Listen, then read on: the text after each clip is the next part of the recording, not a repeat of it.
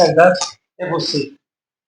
Nosso podcast hoje recebe 2 convidados, são gastroenterologistas aqui entre outros ambientes aqui da Sagrada Família, que muito nos honram com a presença aqui conosco. O Dr. Vinícius Julião, ele é médico formado pela Baiana de Medicina, em Salvador, fez residência em clínica médica lá em Salvador, no Hospital da Irmã Dulce, fez residência em gastroenterologia no Hospital Roberto Santos, também em Salvador, onde fez a sua formação em endoscopia, em colonoscopia. É membro titular da Sociedade Brasileira de Endoscopia Digestiva, SOBET. E o Dr. Widman Caetité, foi da primeira turma da UESB aqui de Vitória da Conquista, formada lá na UESB. Tive a satisfação de ter sido professor dela. Não sei se aprendeu alguma coisa comigo, mas a gente tentou ensinar. Não sei se a gente ensina alguma coisa. Ela já nasceu pronta, não precisa ensinar alguma coisa. Fez residência de clínica médica em Salvador, lá no Hospital da Irmã Dulce. Fez residência de gastroenterologia e de endoscopia no Hospital de Base de São José do Rio Preto, no interior de São Paulo. Os colegas que a gente convida aqui são todos colegas que têm registro de qualidade e especialista. Qualificação de especialista, que é um registro do CRM. Quando você procurar um médico, se preocupe com isso. Entre no site lá do CRM, do Conselho, e veja se o médico que está lhe atendendo tem o RQE, que é uma obrigatoriedade aqui da nossa clínica, uma preocupação nossa, um respeito para com a comunidade. E nós vamos continuar o nosso bate-papo com gastroenterologia em foco. O que é gastroenterologia em foco? Entendemos que, talvez, uma grande parte da população tem algum desconforto abdominal em algum tempo e geralmente procura um gastro. Eu perguntaria ao Dr. Vinícius primeiro que definir o que é a gastroenterologia. Prazer, é um prazer aceitar o convite seu que está ali por esse podcast. Eu acho que o podcast é uma forma de trazer informação à população, assim, muito importante. Hoje em dia, no mundo de hoje, né, que muitas informações, notícias erradas, então acho que trazer conteúdo assim, de qualidade, com vários médicos, assim, acho que isso dá de extrema importância. Assim, o gastroenterologista é a especialidade médica, né, que vai cuidar da sua saúde digestiva, né? Então, assim, ele vai atuar em diversos órgãos seus, por exemplo, o esôfago, o estômago, né, o intestino, além de alguns outros órgãos como fígado, pâncreas, né? Então, todos aqueles sintomas digestivos, né? A dor abdominal, a azia, o refluxo, ele vai conseguir atuar dessa forma. Importante, o Dr. Vinícius já falou aqui sobre fake news. Talvez seja isso que a gente mais se preocupa, em trazer informações precisas. Vamos falar de informações precisas com profissionais que entendem. Que às vezes as pessoas comentam sobre tanto remédio para tanta coisa e não fazem muita ideia do que estão falando. E por vezes propagam até melhor, falam até melhor. E a gente quer conversar aqui com profissionais que entendem. Dentro da gastroenterologia, assim como dentro da medicina, nós temos, na linha de diagnóstico, sempre começa com a entrevista. A anamnese, o exame físico e os exames que complementam o raciocínio. Hoje a gente ouve dizer, doutor Luiz, que a pessoa chega e fala, eu tenho uma gastrite nervosa. Eu pergunto, o que é uma gastrite nervosa? Isso existe para partir para um diagnóstico. Sabendo que o diagnóstico de gastrite é essencialmente histológico. Você precisa fazer uma biópsia do estômago para dizer. Mas a gente pode dizer que uma pessoa tem gastrite nervosa? Como é que funciona isso? Primeiramente, é um prazer estar aqui, agradeço pelo convite, é um prazer imenso poder estar com ele, que foi meu professor, que muito me ensinou, né, ao contrário do que ele está falando, não sei se eu me ensinei, ensinou bastante, é um prazer estar aqui com ele, que é nosso espelho, né, digamos assim, enquanto profissionais da saúde digestiva. E além disso, é um prazer estar aqui com o Vinícius também, que é um colega que é super bem conceituado, e eu estou muito feliz de estar participando aqui desse podcast, né? Dessa ótima possibilidade de trazer conhecimento para as pessoas. Então, diante de um quadro, né, de um paciente que vem, a gente utiliza do nosso conhecimento da gastroenterologia para a gente avaliar. O paciente vai vir com a queixa, como você sabidamente aí falou, né? O principal para a gente realmente é a entrevista, é o começo de tudo, né? Onde a gente consegue fazer, na maioria dos casos, o diagnóstico certeiro dos pacientes, né? A entrevista, que a gente chama de anamnese, e o exame físico. E aí, nessa entrevista, o paciente ele vai vir com a queixa, que no geral, quando é gastrite, vem com a queixa de dor no abdômen superior, né? E diante disso, o diagnóstico de gastrite ele vai se basear no exame físico, na anamnese, que é a entrevista. Em casos que são necessários, a gente pede a endoscopia. E nessa endoscopia, a gente faz a biópsia. Através da biópsia, a gente consegue, depois de avaliação de lâmina, né, que é o laboratório faz isso e traz, o paciente traz para a gente o resultado, e a gente consegue definir que realmente é uma gastrite, que é a inflamação da mucosa gástrica, né, do estômago. Existem várias causas para essa gastrite, né, existe uma bactéria chamada H. pylori, existe uso de anti-inflamatórios, existem os fatores externos, sim, né, estilo de vida, hábitos de vida, alimentação, o estresse, né, então a gente considera que, não é que exista um diagnóstico no livro de gastrite nervosa, mas a gente considera, a gente não aprende isso, mas a gente considera que é um fator de risco para um paciente que, sabidamente, ele fala, a gente não tem H. pylori, não tem outros fatores de risco, então a gente considera que existe a tal da gastrite nervosa, mas como um fator de risco. O paciente submetido ao estresse recorrente, aumenta a produção, realmente, sabidamente, aumenta a produção do ácido do estômago e faz inflamação de glucose. Então é como se fosse um fator de risco, vamos dizer assim, né? Ok. Então é você que é nervoso, não é o estômago. Quando você fica nervoso, o estômago pode pagar o pato. Exatamente. Inflamar porque aumenta a secreção. O doutor Íngio já falou aqui, Vinícius, da endoscopia. Aí veio a primeira ideia. Todo mundo, as pessoas querem fazer uma endoscopia atrás da outra. Bom, muitas vezes eles estão corretos, mas quando é que a gente deve sugerir uma endoscopia? Existe uma idade padrão para fazer endoscopia? Tem que ter uma queixa? As duas coisas? Como é que funciona a indicação de fazer endoscopia? Depois de, como o Igor comentou, né, depois de uma história clínica detalhada, né, a gente parte para os exames complementares, né, e a endoscopia é um dos exames que a gente usa para confirmação do diagnóstico. Mas, assim, não é todo mundo que você vai pedir endoscopia. Pacientes, por exemplo, pacientes jovens, né, que não têm sinais de alarme, né, o que a gente chama de sinal de alarme, né, uma perda de peso, né, uma anemia, um sangramento, uma dificuldade, né, não necessariamente precisaria você investigar com endoscopia primeiro, né, você poderia, né, tratar clinicamente esse paciente. E aqueles mesmos que não responderem, aí sim você partiria para o exame endoscópico. Já pacientes com idade maior, acima de 40 anos, eu acho que assim, é fundamental você já fazer um exame para você ter essa confirmação do diagnóstico, né? Porque muitas doenças, né, como câncer, tumores, podem se apresentar como simples sintomas de dor no estômago ou então uma simples azia, né? E são mais prevalentes nessas pessoas mais com idades um pouco maiores, né? Então, nessas situações, eu acredito que são mais importantes fazer a endoscopia. Você tem um sintoma sugestivo de estar ali no estômago, no aparelho digestivo, uma dor, um desconforto, e tem mais de 40 anos, com mais precisão. Se tiver sinais de alarme, aí em qualquer idade, você já botaria no início. Job Alvim Julião. Deve ser seu pai. Obrigado, Job, por nos acompanhar. Obrigado. Muito importante essa informação, também achando. Igna Peixoto, muito obrigado, Igna, por nos acompanhar. Equipe bem preparada. Muito grato por falar. Quando se faz a endoscopia, doutor Luiz, aí vem outra história. Tu já disseste aqui sobre o H. pylori, famosa bactéria. Por coincidência, quando eu me formei, ainda não existia o tratamento do Helicobacter pylori. Surgiu lá na década de 80, com aqueles dois australianos, que deu até um prêmio Nobel. Um deles até bebeu uma cultura da bactéria e se autoprovocou a doença para comprovar a existência da doença. E se mudou muito o paradigma. Inclusive, quando eu fazia cirurgia geral no passado, a gente tinha várias cirurgias de úlcera que se fazia, e essas cirurgias todas ficaram na história. Até porque a causa não era clorídeo péptica, essencialmente. E essa história do H. pylori, do Helicobacter pylori, nós devemos pesquisar sempre, pesquisa com alguma forma específica, só biópsia. E depois que pesquisa, a gente tem que tratar sempre. Como é que funciona isso?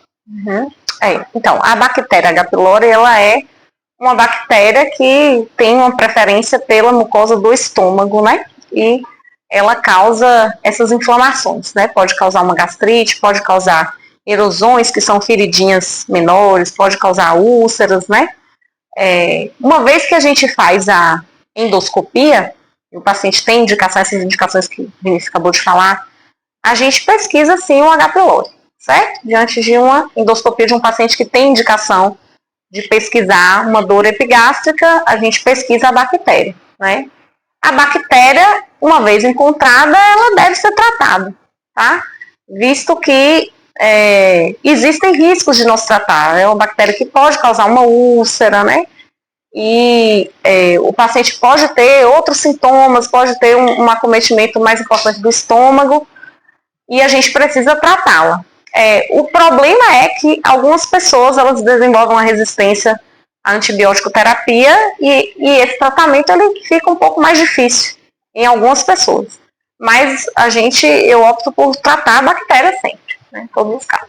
No diagnóstico da bactéria tem a biópsia que você faz durante o exame, que é retirada de um fragmentozinho do estômago. Sim. Nós temos duas formas, basicamente, de fazer esse diagnóstico. Né? Com a própria teste da urease ou com a biópsia que vai ao patologista. Existe uma preferência de um pelo outro? A gente faz os dois? Assim, a urease, ela cabe bem em pacientes jovens e em pacientes que nunca tiveram o H. pylori previamente.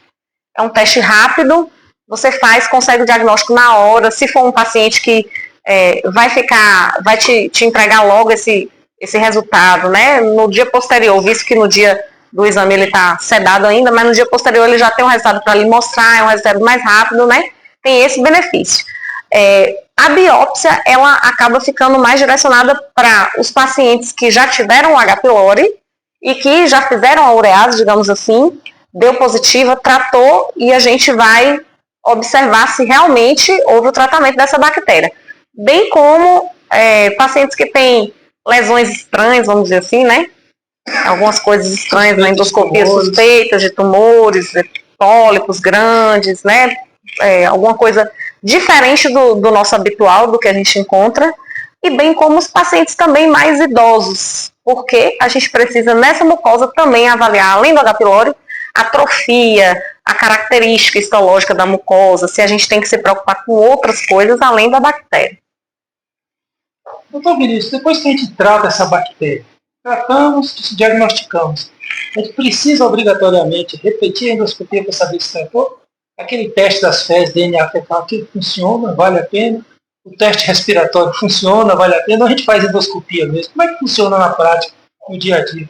Na prática, a gente acaba repetindo realmente a endoscopia e a gente acaba fazendo as biópsias que na comentou aqui, né? Porque além de você ter essa informação, né, realmente citar o nome da pylori que está presente, né, você consegue outras informações, né, relacionadas à mucosa, como é que está essa mucosa, se está doente, se existe alguma indício de alguma lesão pré-neoplásica. Então, assim, a biópsia é o padrão ouro, né? A gente chama para o controle da da pylori.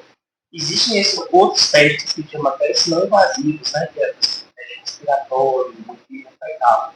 Mas, assim, na prática, no dia a dia, a disponibilidade desses testes é muito baixa.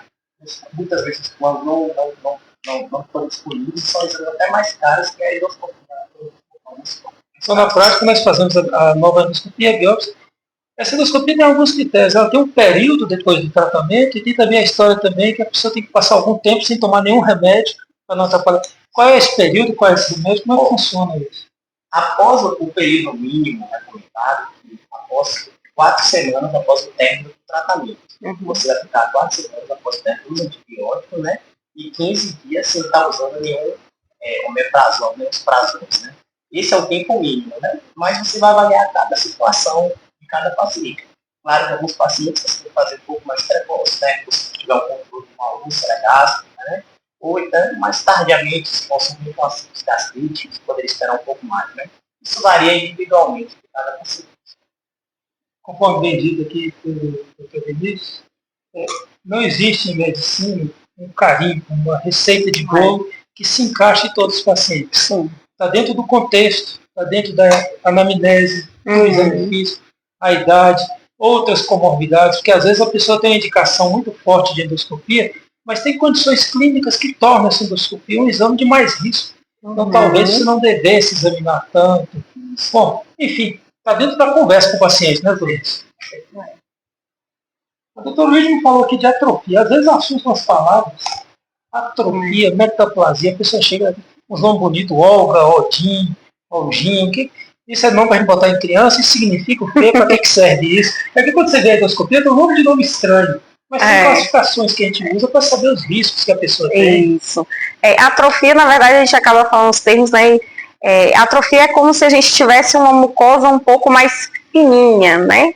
A mucosa um pouco mais adegalçada, que a gente chama, que é uma mucosa lisinha, fina. É mais comum em pacientes mais idosos, mas também é um indício, pode ser um indício de alguma lesão, que pode ser uma lesão maligna, né? Ou pode ser uma lesão pré-maligna, um pouco antes, tá? Então, tem algumas regiões do estômago, quando a gente olha na endoscopia, a gente fala, ó, aqui tá um pouco estranho do nosso habitual, porque o nosso estômago, ele é cheio de pregas, né? A gente tem uma região que tem mais pregas, outras tem menos, mas no geral ele tem mais pregas do que ele é liso. Então, a atrofia é mais isso aí. A metaplasia é ao contrário, é uma mucosa mais grossa, vamos dizer assim, né? É uma tentativa, um mecanismo de proteção, tentativa do organismo de proteção, de quando há uma mudança daquele epitélio para poder proteger contra esses eventos recorrentes, né? De ácido e de medicações e de bactéria, né? Que muitas vezes também acaba sendo uma área que a gente precisa ficar atenta por ser uma área que tem risco de se tornar um câncer, né? No caso específico da metaplasia, nós estamos aqui preocupados principalmente nas pessoas que têm refluxo, né? Que tem uma alteração da mucosa do esôfago, por assim dizer, para suportar a acidez do estômago. O esôfago é um tubo de condução, só serve para conduzir o alimento, e o alimento não deveria voltar do estômago para o esôfago. Mas algumas pessoas têm um refluxo. Refluxo parece uma doença de diagnóstico estritamente clínico. Os dados clínicos, você sabe se a pessoa tem ou não. Mas quando se fala aqui em biopsiar esôfago, atrofia, metaplasia, como é que funciona isso na prática? Aqueles pacientes, né, que apresentam refluxo de longa data, né, eles realmente têm um risco aumentado de desenvolver essa metaplasia, né, que a gente chama de esôfago de Barrett, né. E nesses pacientes, eles têm um risco mais do esôfago de Barrett, você evoluir para um câncer de esôfago, né, uma derivação de esôfago. Então, assim, realmente, nesses casos, nesses pacientes, que você detecta na endoscopia, né, essas áreas suspeitas de metaplasia, existe sim uma recomendação de você fazer umas biópsias, né, todos os quadrantes do esôfago, né, onde tem essas áreas suspeitas de Barrett, né, para você em busca de alterações que poderiam aumentar o risco de câncer, né, que a gente chama de displasia, né? Porque nesses pacientes que existe essa displasia, você poderia utilizar de outros métodos endoscópicos de tratamento, né, nesses casos, né? Mas existe essa recomendação, sim, de biopsiar o esôfago nesses pacientes com esôfago de Barrett. Seria até a fulguração, o argônio, uma forma de destruir a ablação daquela mucosa. Como se fosse uma queimagem, vamos dizer assim, né? Então, às vezes, quando você tem refluxo há muito tempo, você pode desenvolver, inclusive, essa doença, que é o esôfago de Barrett, que na essência é a mudança da mucosa para suportar a acidez, mas essa mudança traz uma carga maior de risco de fazer câncer e precisa de uma vigilância maior. Essa vigilância seria o quê? Semestral, anual? Eu sei que cada caso é um caso. A gente faz uma pergunta genérica. É uma vigilância um pouco complexa porque, assim, se a gente tem um Barrett avançado, vamos dizer assim, uma lesão mais alta, né, maior, ou uma lesão suspeita de se transformar em um câncer, caso não seja abordada, a gente tem que fazer uma vigilância mais de perto. Então, a gente vai fazer ali a cada 6 meses. Se for um paciente que tem um Barrett controlado, pequeno, um paciente que consegue usar as medicações, consegue fazer uma dieta, consegue se adequar ao que a gente solicita no consultório, a gente pode passar um pouquinho mais, fazer anual, mas no geral, assim, a gente fica um pouquinho medroso, dependendo do caso, a gente pede ali para vir em 6 meses e mais ou menos individualizado, dependendo do que a gente consegue encontrar. Câncer, esôfago, trato gastrointestinal, você sempre tem que considerar isso nesse rastreio. individualizar. Individualizar, cada caso a caso. Eu acho que eu acho que isso é o legal da medicina, assim, é a gente conseguir individualizar as coisas, porque cada paciente é nós somos seres humanos diferentes, nosso DNA é diferente, nossa genética é diferente, o que cada um fala no consultório é diferente, né, Vinícius? A gente vê, as pessoas chegam com o mesmo, duas pessoas com um diagnóstico de refluxo têm sintomas diferentes, e é isso que a medicina, ela não é uma ciência matemática, né, ela é uma ciência humana mesmo, cada paciente tem um sintoma, cada sintoma nos direciona para um diagnóstico e cada diagnóstico nos direciona para um tratamento e para um acompanhamento, né? Depende muito. Por isso que é importante você procurar profissionais habilitados, né? A própria hemorragia do refluxo, ela atende talvez aquilo que funciona para quase tudo na medicina. Que existe um padrão de cuidados gerais. A doença do refluxo está mais associada às pessoas que têm um peso mais elevado, então faz parte também a pessoa talvez adequar a sua vida. Tabagismo. Perda de peso é uma coisa difícil. Tabagismo é uma droga que a pessoa se habitua, fica atrelada àquele tipo de droga. Mas às vezes os pacientes precisam tomar medicamentos, uns que diminuem a produção de ácido, tipo esses bloqueadores já citados, e outros que aceleram o esvaziamento. E às vezes isso é por muito tempo, né, doutor? Tem que tomar durante um tempo longo, né? Então, esses pacientes, por exemplo, que têm a gente comentou, né, essa metafobia, muito provavelmente vão precisar usar o IBP para a vida toda, né? O tempo todo. Né? Já, por exemplo, pacientes que têm um refluxo mais médio, moderado, que não tem essas operações, né? A gente tenta realmente, usa o medicamento por um certo período, né? Depois a gente vai avaliar individualmente como é que esse paciente vai ficar, se ele vai se adaptar a essas mudanças de hábito de vida, né? De peso, dieta, né? E em alguns casos você pode até usar um medicamento sob demanda, né? Como necessidade e tal. Individualizar esses casos. Me parece que quem mais retira IBP dos pacientes são os gastroenterologistas, né? Com certeza. Todo mundo parece que é vendo e vocês tirando. Por que vocês são do contra? Vendo todo mundo. É porque não tem realmente indicação. Pergunta se jogando com paciente contra paciente. Fazendo contra o médico. Muitas vezes o paciente está usando o IBP e já não tem aquela necessidade, né? E acaba em alguns casos, né? Vai provocar alguns outros efeitos colaterais da própria medicação, né? Relacionados à desbiose intestinal, né? Infecções intestinais, né? Então, assim, às vezes o paciente não precisa estar usando todo dia o medicamento, pode estar usando somente quando sente o sintoma, né? Então, aí a gente acaba tendo que tirar mesmo esse situação. Isso é interessante porque as pessoas ficam reféns de medicamentos. Teve um tempo no passado que se falou na associação dos IBPs, que são os prazol, omeprazol, pantoprazol da vida, com alguns tumores, mas isso não ficou muito claro. Mas tem associação, por exemplo, com a absorção do cálcio, pode se associar à osteoporose. Às vezes você tem um paciente de mais idade que, de per si, já tem uma osteoporose, digamos, em curso, e vai usar um medicamento desse, então, de repente, então, se for usar para sempre, pensar também em tratar os ossos, fazer densitometria, ver se precisa de reposição daqueles alendronatos. Eu sou tempo que o alendronato tem uns bem mais novos hoje. Enfim, isso está dentro do pacote, né, doutor? Faz parte, né? Faz parte. Ivna Peixoto pergunta, esse podcast que estará gravado tem muitas informações importantes. Obrigado, Ivna, pela participação. Ficará assim, estará no YouTube, no Dr.Augusto.Canto. Esse é o nosso YouTube, onde vai ficar gravado. Ficará assim. Onde estávamos na IBP. O IBP mudou agora. Eu sou do tempo que não existia IBP. Eu vou ficar falando essas coisas para parecer mais velho. Quando surgiu o omeprazol, foi uma barra. Era a época da cimetidina, famotidina, que era um bloqueador de uma das possíveis formações de ácido, que é só o bloqueador da histamina, e depois veio o bloqueador da célula, que é um bloqueador de bomba de prótons, que é o IBP. Esse bloqueia a formação de ácido de forma maravilhosa. E agora nós temos um novo, né? Já mudou mais, que está talvez até mais bom.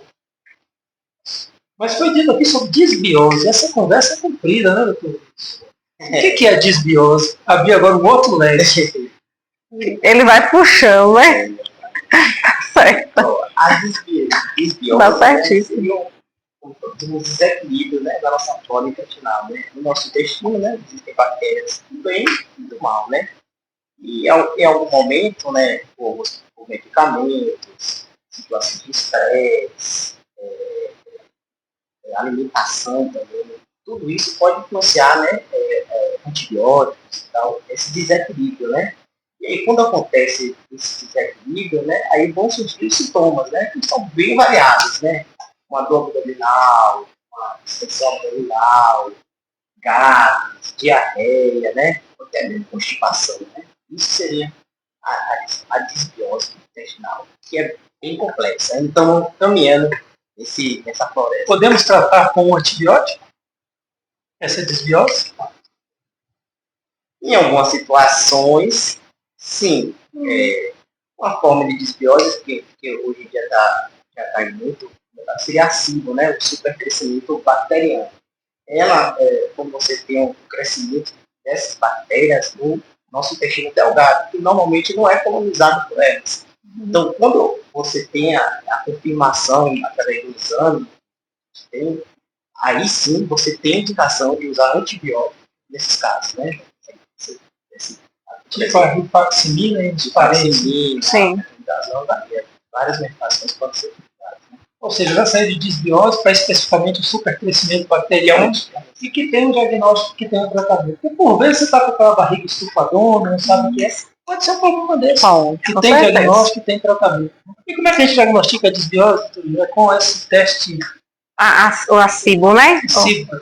A SIBO, o teste que a gente utiliza, assim, que é um teste disponível, inclusive aqui na clínica, eu acabo encaminhando muitos pacientes para cá, porque é um teste de fácil acesso aqui. E são pessoas qualificadas que fazem, né? É um teste respiratório, que a gente chama, né? De pesquisa de supercrescimento bacteriano.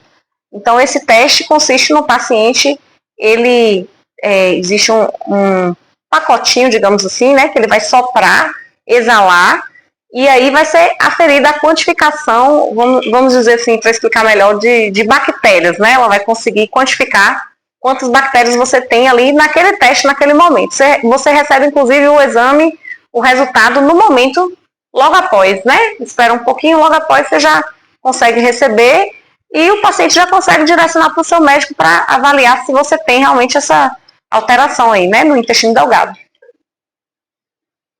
Já que se fala em tantos desconfortos, tem duas coisas que talvez chamem muita atenção, é que hoje existe uma apologia de que tem dois tipos de alimentos que são inflamatórios. Um é o glúten e o outro é o leite. Se você vai sem glúten e sem leite, você não vai comer nada na vida, que quase tudo tem glúten ou leite e muitos têm os dois juntos. É fato realmente que o glúten é inflamatório e faz tanto mal? Isso é verdade? Acaba sendo um mito, né? Assim, o glúten é presente em diversos alimentos, né? São fundamentais, inclusive, né? Assim, então, você tirar o glúten, assim, por tirar, eu acho que é um erro, né? Existem realmente situações, né? Alguns sintomas que podem sim estar, podem ser relacionados ao consumo de glúten, né? Mas são já doenças bem estabelecidas, né? A doença celíaca, né? A insensibilidade ao glúten. Então, mas são casos que devem ser investigados. O paciente não pode tirar algum alimento sem antes passar por um médico, fazer uma avaliação, para se determinar se é realmente ele que é o desencadeante. Às vezes você pode estar tirando um alimento que é muito rico no nutriente para você, né? Além de que o glúten dá aquela ligazinha na comida gostosa, né? Além de que é delicioso. Ou seja, se você não tem nenhum problema, doença celíaca, é uma doença que aí de fato você não vai poder ingerir, porque senão você vai desenvolver um monte de coisas. Risco de desenvolvimento de câncer, né, João? Uma maligna. Bom, aí é diferente, mas não é todo mundo que tem doença celíaca. O glúten não é esse bandido todo. E aí o povo também está falando agora que o leite é o bandido. A lactose também é um bandido, doutor Luiz? Não depende. Na verdade, a lactose não é um bandido, é a mesma coisa do glúten. O leite, na verdade, né?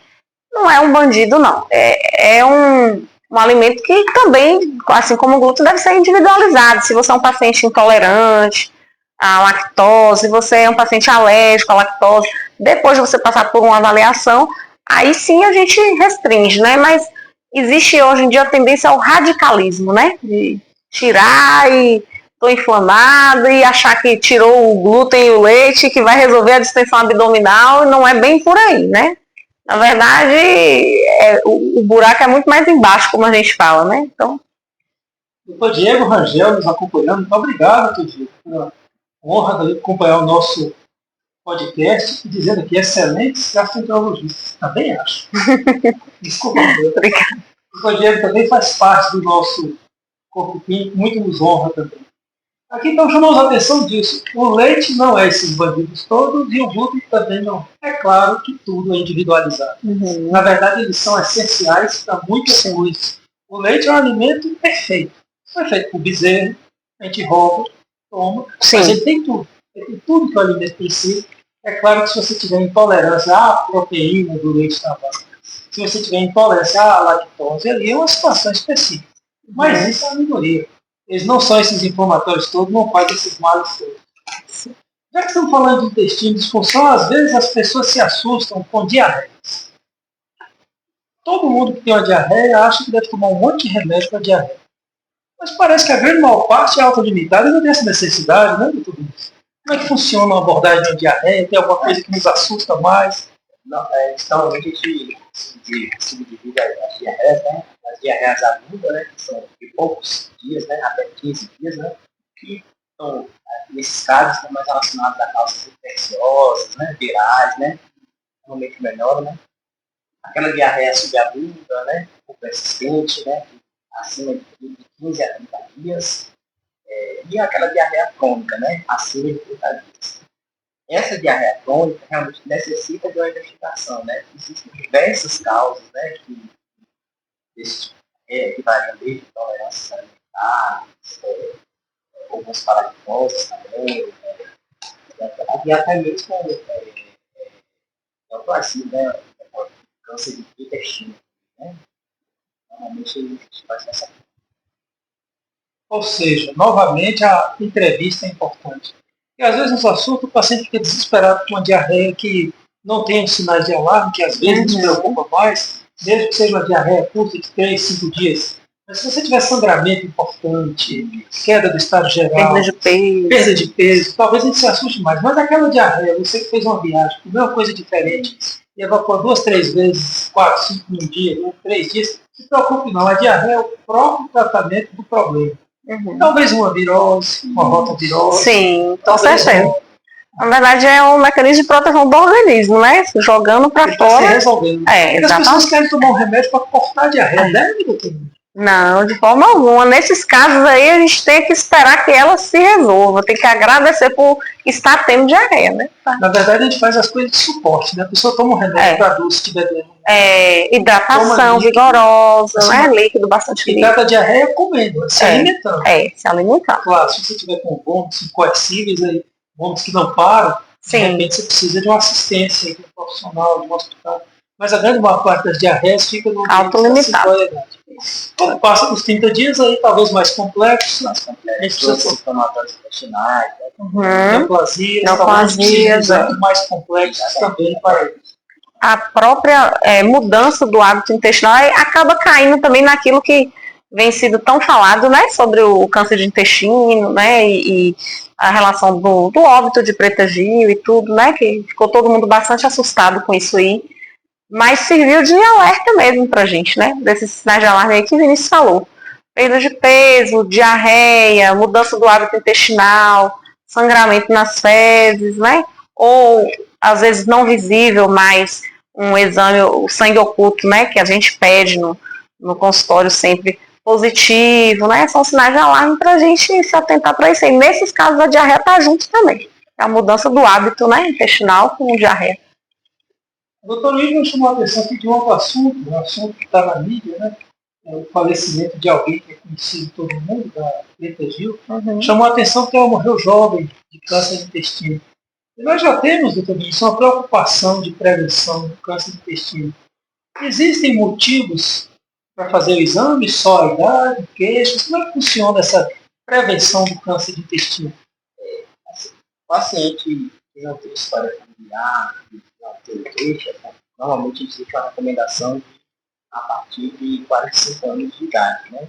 Você já iniciar essa investigação com colonoscopia é uma forma de prevenção, né?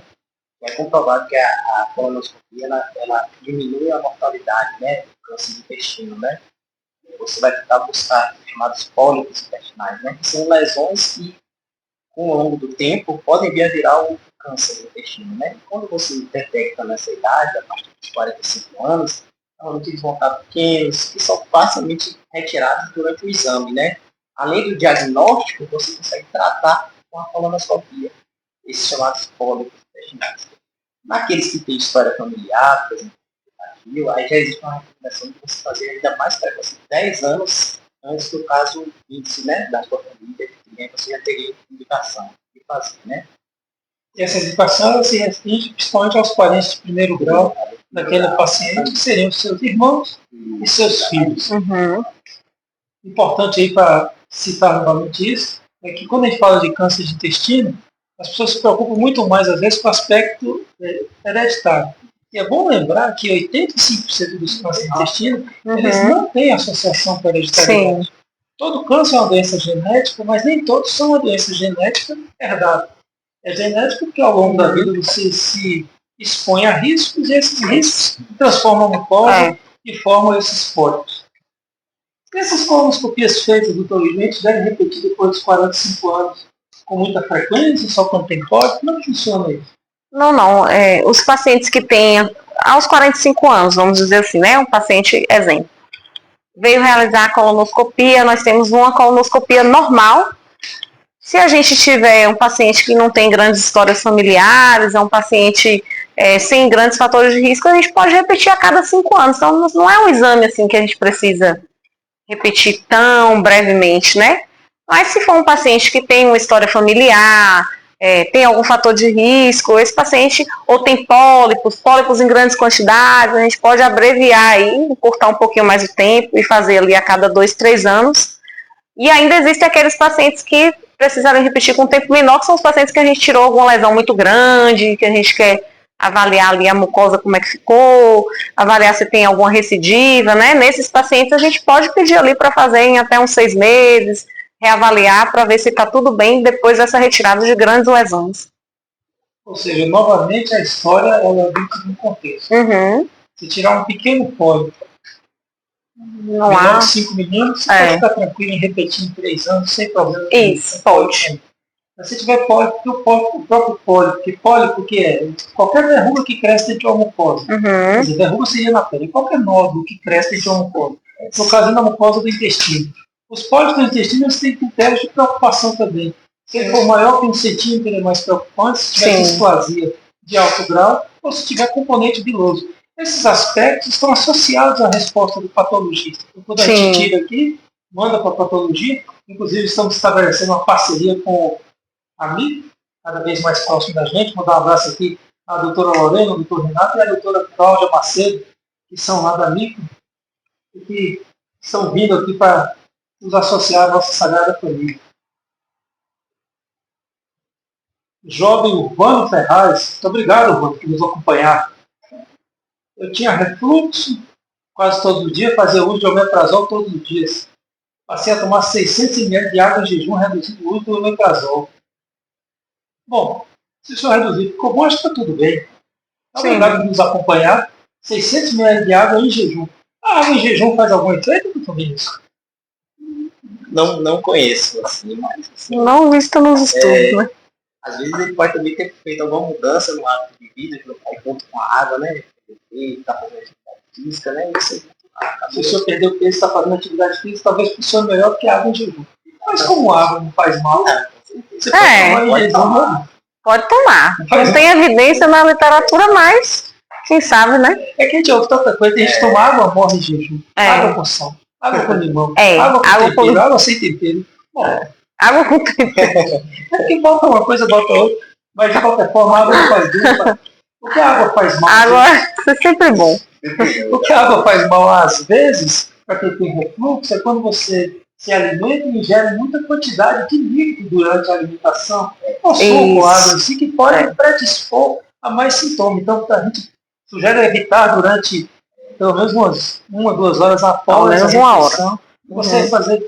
Então, se você gosta de comer com aquela garrafa de suco de todo tamanho junto, e tem muito refluxo, de repente. Aí sim vai ser prejudicial. De repente, esse hábito é que está lhe prejudicando. Muito obrigado, Bruno, por nos acompanhar.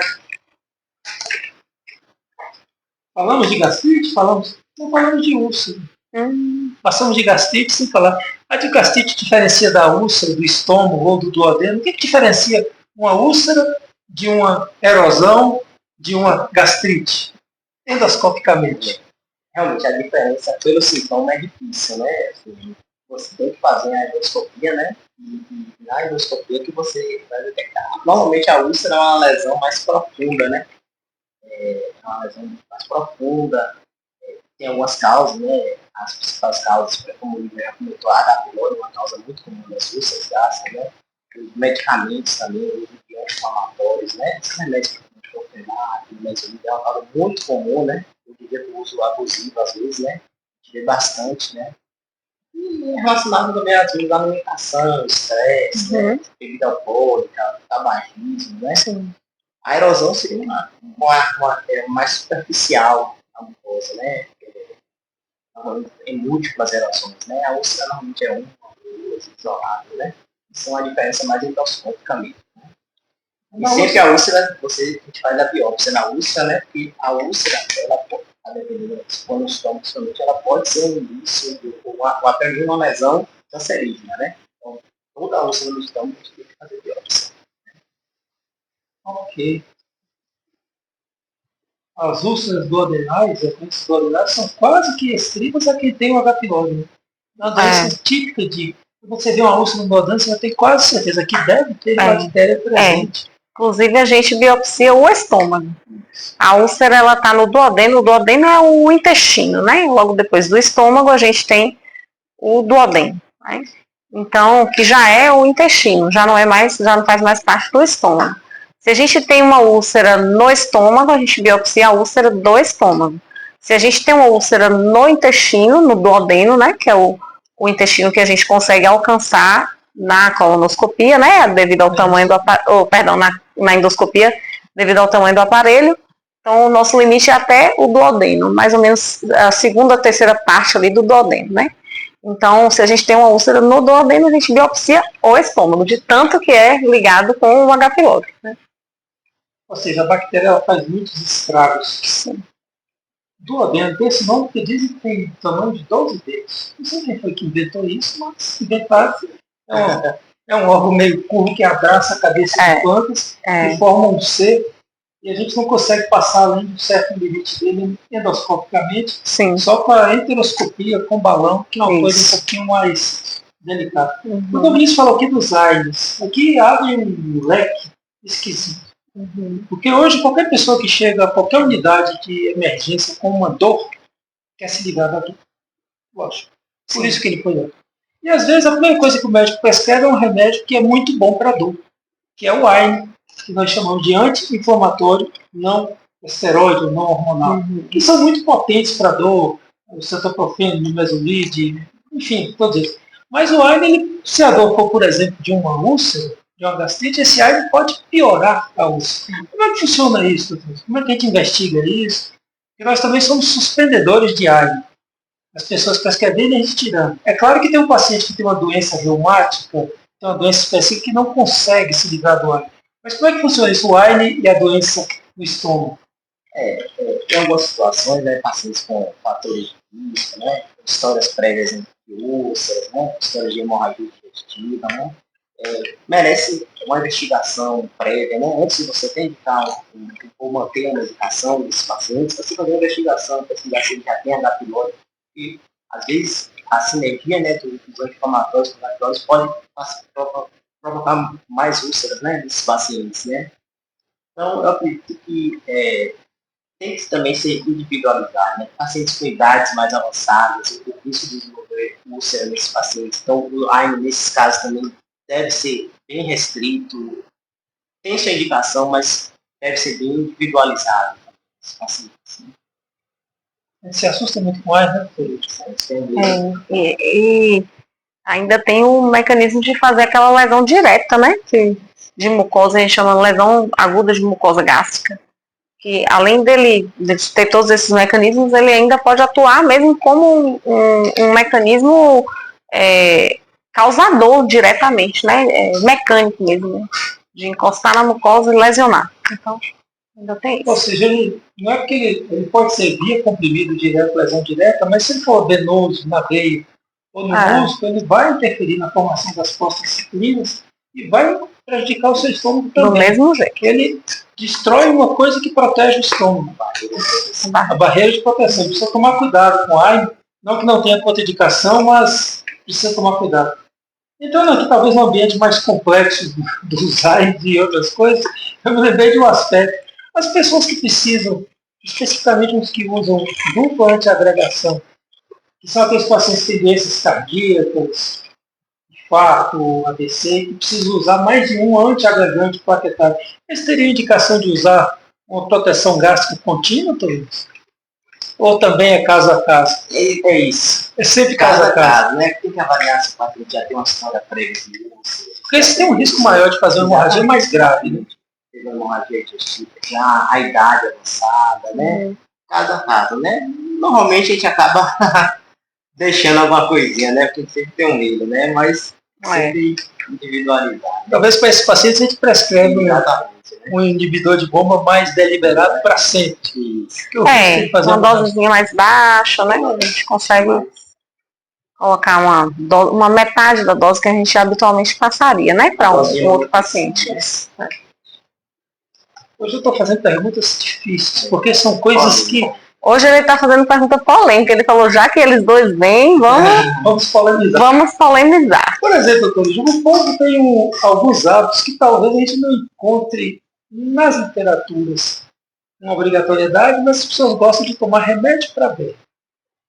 Mas tomar remédio para ver quando tem diagnóstico, não tem que tomar de 6 em 6 meses. Porque existe essa preocupação. Eu vou tomar, não faz mal. Será que deveria tomar só quando tem diagnóstico? A parasitose, ela só deve ser tratada quando ela estiver efetivamente diagnosticada? Ou tomar um remédio para verme para limpar como o intestino funciona? Normalmente eu prescrevo quando o paciente tem, né, o diagnóstico, mas há que se avaliar os casos, aqueles casos que os pacientes estão em, por exemplo, zonas de fatores de risco, né, aquelas zonas mais endêmicas de parasitoses, ou um paciente que não tem acesso ao saneamento básico, paciente que não usa uma água bem tratada, né, não bebe aquela água tratada, um paciente que tem alguma doença que diminua a sua imunidade, né, algumas síndromes que diminuem a imunidade. Então, esses pacientes, ou ainda aqueles pacientes que necessitarão usar uma medicação que vai diminuir a sua imunidade, né, nesses pacientes, sim, a gente acaba realmente realizando e, por vezes, até anualmente mesmo, né, que seria o tempo, o prazo. Mas, no habitual, se for um paciente que é um paciente rígido, se alimenta bem, cuida da sua alimentação e tem verduras e frutas bem lavadas, bem cozidas, e tem uma água boa, bem tratada, o saneamento básico adequado, a gente pesquisa e se vier, tratamos, se não vier, repetimos no ano que vem. Não faz sentido ficar medicando gratuitamente. Não faz. Se tiver o sintoma, né? Se algum sintoma, no Brasil, uma área endêmica, tem estômago na diarreia, às vezes não tem uma disponibilidade, né? Não consegue fazer o exame, ou então ou tem uma forte suspeita, né? Policlínica Sagrada Família, nossa especialidade é você, trazendo aqui informações importantes com 2 gastroenterologistas que nos honram muito a presença aqui na nossa clínica, o Dr. Vinícius Juliano, o Dr. Whitman Caetano. Acredito que abordamos aqui praticamente uma viagem pela gastroenterologia. Está chegando mais uma pergunta, deixa eu ver quem é que está participando conosco. Igna Peixoto, muito obrigado, Igna. Está desde o começo conosco, muito graças por nos acompanhar. Esse podcast é um alerta para pessoas que fazem automedicação. As pessoas têm hábitos inúmeros. E nós estamos entendendo aqui que a medicação ela faz parte do arsenal terapêutico e está dentro de um contexto de anamnese. Eu disse aqui várias vezes, a pessoa que vem de uma área endêmica, que tem um sintoma, que tem um sinal, Isso está dentro da anamnese. É preciso você ser entrevistado pelo médico. O médico precisa conversar com você. Depois que ele conversa, 85% do diagnóstico é feito na conversa. Cerca de 10% do diagnóstico a gente faz no exame físico. E 5% talvez você precise de um exame complementar. Se chama complementar porque ele complementa o raciocínio. É claro que tem doenças que você precisa de múltiplas investigações, múltiplos exames. Mas tem doenças que você não precisa de exame quase nenhum. O diagnóstico é estritamente clínico. Por exemplo, é refluxo. Paciente de 25 anos com refluxo, você bate um papo e entende e trata, sem fazer nenhum exame. É zero exame. Então a gente chama a atenção da automedicação. As pessoas têm hábito de usar anti-inflamatório. O anti-inflamatório causa problemas. Eu não estou nem aqui conversando com um nefrologista, por exemplo. Se você falar de anti-inflamatório junto com um nefrologista, ele se arrepia todo. Porque existe perda de função renal associadas ao uso de anti-inflamatório em pessoas que têm outras doenças. Então talvez tenha mais preocupação ainda. Se sai tomando anti-inflamatório gratuitamente, tenha certeza de que não é por aí. A conta chega, né? A conta chega. A conta chega, né, doutor? Doutores, tem mais algum aspecto que vocês gostariam de comentar? Algum comentário, alguma doença específica? Alguma coisa que eu me esqueci? É só falar uma coisa que eu lembrei aqui, que a gente às vezes não, tem se tornado bastante comum essa questão da automedicação com anti-inflamatórios ou hormônios, esteroides, anabolizantes, etc., de fazer hepatopatias, né, assim, hepatites, por vezes fulminantes, né, então chamar a atenção para isso também, né, Vinícius, que é bem comum, é importante a gente aproveitar esse espaço aqui para falar disso, né. Os do omeprazol, as necessidades. Sim, pois é. E aí o fígado, então, na verdade, a automedicação, além do nefrologista ficar assustado, por exemplo, com anti-inflamatório, nós também ficamos bastante, além do estômago, o fígado, e vira uma bola de neve, assim como o uso de anabolizantes, para ficar bombado na academia, e depois o fígado fica bombado junto, né? Então, olha, doutora, complicado. Assunto agora a gente vai até meia-noite. Porque nós tivemos aqui um podcast com a doutora Gabriela sobre fígado. Ela insistiu várias vezes no assunto e aqui a doutora me chamou o mesmo assunto. As pessoas têm um hábito de achar que tem algumas coisas que limpam o fígado. Sim. Primeiro eu perguntaria ao doutor Vinícius se os fígados são naturalmente sujos. Precisam ser limpos. Ou não. Ou se essa remedaiada para limpar o fígado vai, na verdade, ele catar mais ao fígado. Aí é que suja. Como é que funciona isso? Existe um remédio para limpar o fígado, ele é sujo? Seria uma tipo de chá, remédio, né? Fígado, vesícula. Não existe esse tipo de remédio. O fígado, por si só, ele já mostra que já atua nessa limpeza, né? Essa desintoxicação, né? Então, não existe isso. Acaba que esses medicamentos, muitas vezes, chás, excesso, realmente pode levar a casos de hepatites, né? Até mesmo casos de hepatites fulminantes, né? Que precisa até de transplante, fígado, então tem que ter cuidado, não tem que usar essas medicações. Cada ano muda, né? Surgem novas medicações, chás, elementos, ervas, né? Então tem que ter muito cuidado com todas essas medicações. Olha só a importância da fala. Não existe evidência científica. O que significa isso? Nós estamos aqui num ambiente acadêmico, num ambiente de pessoas que leem sobre trabalhos que são feitos e que comprovam a efetiva necessidade e comprovam a ausência do risco ou um risco aceitável de aumento. É isso que a gente chama de evidência científica. Então, seu fígado não vai ser limpo por nenhum chá. Dito aqui. Na verdade, esse chá pode até ser maléfico. Está você imaginando que está fazendo limpeza e você pode estar tomando uma coisa que faz mal ao seu fígado.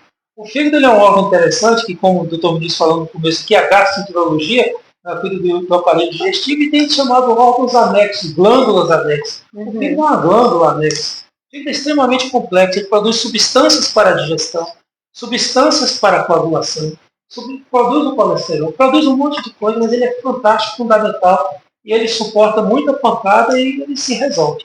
Mas no dia que ele cansa, não tem mais jeito. Então, não brincar com o fígado, né, doutor? Com certeza, com certeza. Anabolizantes. É outra apologia hoje, né, doutor? Será que para ganhar músculo vale a pena tomar tudo quanto é tipo de veneno? De jeito nenhum. É uma apologia à necessidade de cultuar o corpo perfeito e a gente acaba passando do limite e esquecendo que o nosso organismo é como você acabou de falar, o fígado, ele é ótimo, até um determinado ponto. Na hora que ele cansa, não tem muita coisa para fazer, não. É, só trocando. E não é fácil. E não é fácil a troca, né? Como o Vinícius falou, esse caso de hepatite fulminante que necessita, por vezes, de transplante. Lembrar que a gente não tem disponível assim, não é tão rápido achar um fígado compatível, né? Existe muita coisa por detrás para a gente conseguir achar. E tem sido cada vez mais frequente os casos no consultório. A gente fala que o fígado, ele já é um dos nossos filtros do nosso organismo, né? Então, não precisa fazer limpeza, porque ele já é um filtro. Se ele já é um filtro, ele exerce muito bem, desde que não seja sobrecarregado, visto que ele já tem múltiplas funções, como você falou, né? Ele já é um órgão que tem múltiplas funções. Para que você está colocando mais coisa para ele filtrar mais coisa, para ele sobrecarregar mais? Fora os nossos excessos do dia a dia, né? Bebida, muitas vezes gente que fuma, alimentos gordurosos, né? Todos esses excessos que a gente já faz no dia a dia, ele já dá conta, então vamos segurar as pontas aí um pouquinho, né, gente? Porque... Essa anabolizante, ela puxa muita coisa. A apologia ao corpo perfeito, ao corpo rapidamente perfeito. Se você quer ter um corpo melhor, você vai ter que sofrer muito e ter pouco resultado. Sim. E durante muito tempo. Tem que ter muita frequência. Não adianta você querer aquela solução imediata que ela é efêmera e muitas vezes custa muito mais caro para você, para o seu fígado. O fígado é um filtro, inclusive tudo que a gente ingere, que a gente alimenta, que vai para o sai do intestino e vai para o sangue, não vai direto para o sangue de forma geral, passa especificamente pelo fígado. O fígado faz uma primeira filtragem, que é o sistema porta, diz que todo o sangue, o fígado é um dos órgãos que mais recebe sangue no corpo, cerca de 1/3 do nosso sangue se para o corpo vai para o fígado. Ele tem as artérias que vão para ele e tem a veia porta que traz mais sangue que a artéria, que é esse sangue que vem do aparelho digestivo que acabou de ser absorvido. Tudo aquilo que você comeu, que você bebeu, qualquer coisa que vai para o sangue, o primeiro é o fígado e ele dá conta do recado, portanto, proteja seu fígado, não tome coisas que vão proteger. Na verdade, pode fazer mal para ele. Nós que abordamos a gastroenterologia como um todo aqui, de forma didática, simples, mas com informações muito importantes. Eu quero aqui agradecer a vocês que nos acompanharam aqui no podcast do Seu Doutor, patrocínio da nossa Policlínica Sagrada Família, nossa especialidade é você, e que hoje contou aqui com a presença do Dr. Vinícius, Juliano, do Dr. Widman, e muito contribuíram e abrilhantaram o nosso bate-papo. Agradecer a vocês e deixar aqui o Dr. Vinícius as suas considerações finais, depois do Dr. Widman, para encerrarmos o nosso podcast. Eu só queria agradecer pelo convite. Eu acho trazer essas informações para o público, eu acho realmente uma coisa muito importante, né? E deixar só a informação que a prevenção realmente é o melhor, né? Para você é indolor, é mais fácil de você fazer do que você tratar, né? Sempre buscar a prevenção, cuidar da nossa saúde digestiva, com as mudanças de hábito, né? Atividade física, dieta, né? Eu acho que é isso. Muito obrigado. Eu agradeço. Gente, eu queria também agradecer vocês que estão aí com a gente. Queria agradecer ao Dr. Augusto pelo convite que nos proporcionou, a mim e a Vinícius, para poder trazer um pouquinho aqui do que a gente sabe, ajudar com algumas informações aí. Concordo plenamente com o Vinícius. Prevenção, se cuidar. A gente tem aqui na Sagrada Família muitos profissionais especializados e que estão disponíveis aí com ótima formação para ajudar vocês, né, doutor? E também estamos às ordens aí para qualquer necessidade, qualquer dúvida e se atentem aí para a saúde mesmo, que é o que a gente precisa, né? E é isso aí, obrigada. Nós te agradecemos, a Policlínica Sagrada Família agradece aos doutores, agradece a vocês que nos acompanharam. Policlínica Sagrada Família, nossa especialidade é você, podcast do Seu Doutor. Até uma próxima, boa noite. Tchau, tchau. Achei que eu ia morrer, no começo eu morri. Aqui eu tô só. E eu assim, ó. Ai, meu Deus do céu. Ainda bem que você deixa a gente à vontade.